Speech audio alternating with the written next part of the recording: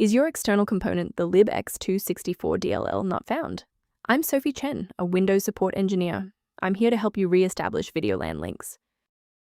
While we cover the technical fix for libx264, you can also find a professional utility to assist with workstation optimization. This is the libx264, the x264, h264, and AVC video encoder library, V148.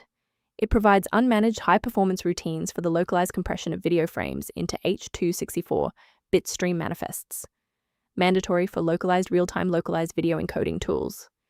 Now that you're up to speed on the file's role, let's begin the repair process. libx264-148 is part of a game or graphics runtime.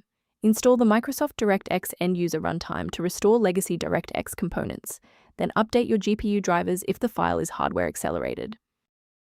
If the installer was unable to bridge the gap, we will move to phase 2 of our diagnostic to refresh the system's memory.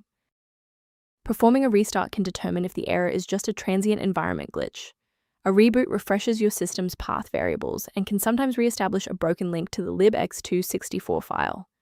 Bookmark this video or click the like button now so that you have a shortcut back to this guide after your PC finishes restarting.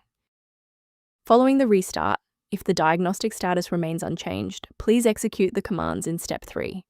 If you need to pause the video to review the syntax, please do. If the restart didn't fix the performance alerts, we need to rebuild the diagnostic counter registry. First, open command prompt as admin. Second, you're going to type lockt_r, then hit enter. Why are we doing this?